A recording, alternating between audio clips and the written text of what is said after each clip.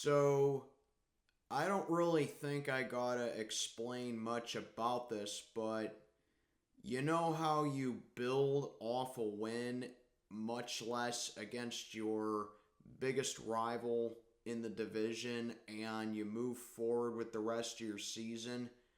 You make changes for real. And I'm talking about real changes coming up. And if you want to know the things that should be going on with the team, don't take my word for it, but this is what I would do personally. Good Monday morning, everybody. This is a Victory Monday this time. I'm Mac, back with another video as always. Do me a favor, like, comment, subscribe, follow on Instagram, link in the box below. So I mentioned in my recap yesterday with the 17-10 victory over the Baltimore Ravens that changes for real by Mike Tomlin need to be addressed, because this was not a dominant win in any facet whatsoever. But, like you always say, you take the dub no matter how you get it, and you build off of it, which is the punchline of it. So you want to know how you for real make changes? Here are 3 things that I would change right now about the Pittsburgh Steelers, quite honestly, moving forward with the rest of the season. And these are just observations that I had from yesterday. Okay, so here we go. Number 1. Quan Alexander has to have more playing time on the field, or at least have him be more of a spy as far as the run game goes, because Quan Alexander's impact was greatly felt yesterday. If you saw the highlights, or if you even saw the game itself, you would know what I'm talking about. I mean, this guy was dropping pretty much into every single thing that we hyped him up to be. Dropping into man, spying on the run game, being a monkey all over the field, and recording tackles left and right. He was the one that brought that physicality opponent that Mike Tomlin just loves to talk about in his press conferences. Okay, it wasn't a set of pads. It wasn't, the socks that he wore. It was purely him. Okay? Every time the Ravens tried to run the rock against us, every time Lamar even tried to have the QB keepers against us, okay? Granted, the run defense itself wasn't looking all that great, but every single time the Ravens tried to run a design run play against us, it was Quan Alexander making the impact as far as the middle of the field went. He absolutely needs to have more playing time as far as the run defense goes, and him being in the middle of the interior linebacker. So there's that.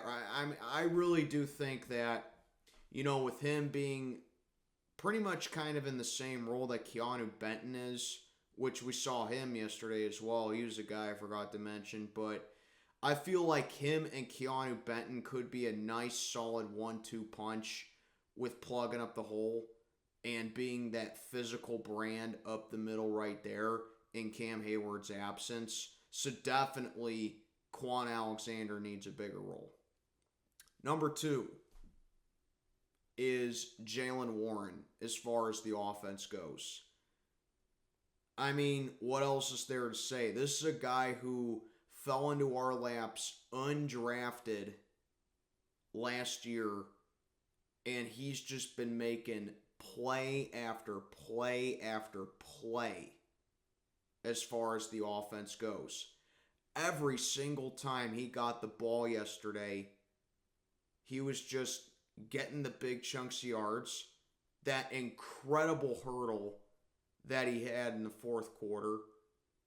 And it got to a point to where it's like, okay, Najee Harris is being completely useless with the run games, once again. You either get him a lead blocker, which we have that guy in Connor Hayward. We have two of those guys, actually. Connor Hayward and Darnell Washington. So you either get Najee Harris a lead blocker, open up some more of the lanes, you attack the edges, which, if you were watching that Cowboys 49ers game, the biggest reason why the 49ers are just able to gash the entire field with CMC is because they always get a lead blocker going up, attacking the edge.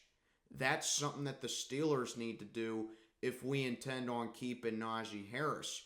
But with Jaylen Warren, it just seems like every single time that he touches the ball, there's just something going with him, and he doesn't really need to have that lead blocker. Use his strengths and use his abilities, okay? Not so much with the checkdowns, but you can run design plays with Jaylen Warren because he has that speed and he has that playmaking ability. Make him your RB1. Okay? Because I've personally seen enough of Najee Harris. It's time to make Jaylen Warren your RB1. And finally, the one that I've been screaming the most about with my stream, if you were there yesterday, change number 3. Okay, middle of last season, we send Chase Claypool on over to the Chicago Bears, and in turn we end up getting what was going to be the 32nd overall pick in the draft. And who did we draft 32nd overall? Some dude out of Penn State who wears the number 24 and had the game-winning interception in the end zone. And he also happens to be the son of the previous all-time sack leader for the Steelers before James Harrison broke it, in Joey Porter Jr.